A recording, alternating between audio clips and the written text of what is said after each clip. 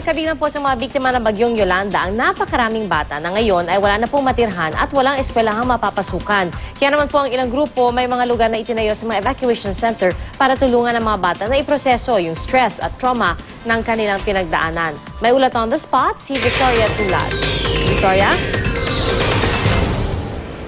Piya sa mga kalamidad na gaya ng nararanasan sa Kabisayaan, ang mga bata raw ang pinaka-naapektuhan. Dahil dito, ilang international organizations na rin ang nakatutok sa recovery ng mga bata, gaya na lamang dito sa Tacloban City.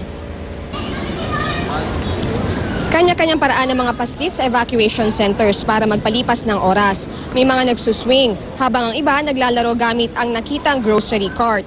Pero sa likod ng mga ngiti, matinding stress at trauma ang pinagdadaanan ng mga bata, lalo't matindi ang iniwang pinsala ng bagyong Yolanda. Ang magpinsang sina Angeline Real at Angeline Arancia, sariwa pa rin sa alaala ang sinapit. Nalunod ang tita ni Arancia, nawalan din sila ng bahay.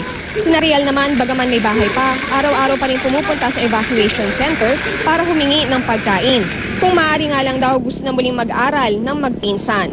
Para tulungang makabangon ang mga bata, nagtayo ng child-friendly space ang UNICEF sa iba't ibang evacuation centers. Bukod sa mga laro at kanta, magkakaroon din ng psychosocial therapy para maalis ang trauma at takot na kanilang nararamdaman.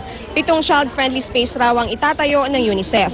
Kwento ng spokesperson ng organisasyon, inaasikaso na rin nila ang malawakang immunization campaign para mabakunahan ang mga bata lalo't madali silang magkasakit dahil sa maruming tubig at paligid.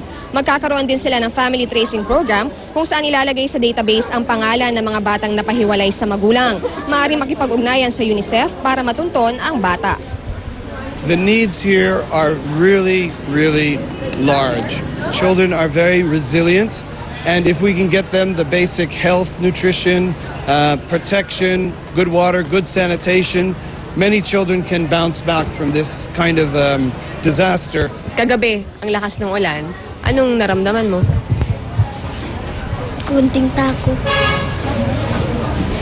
Baka rin maulit yun.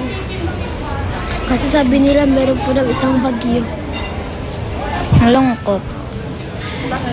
Kasi hindi pa kami pumapasok. Wala pa kaming natututunan.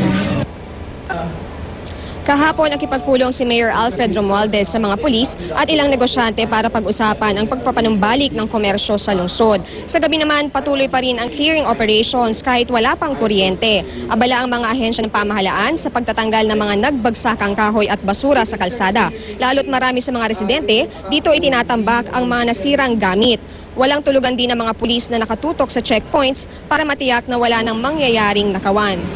Piya kahapon, hinikayat din ni Mayor Romualdez ang mga negosyante na magbukas na ng kanilang mga tindahan. Good news naman daw dahil ang balita sa kanya ay ngayong linggo magdadagdag daw ng mga bangko na magbubukas na para sa mga residente. At yun muna ang latest mula rito sa Tacloban. Balik sa iyo, Piya.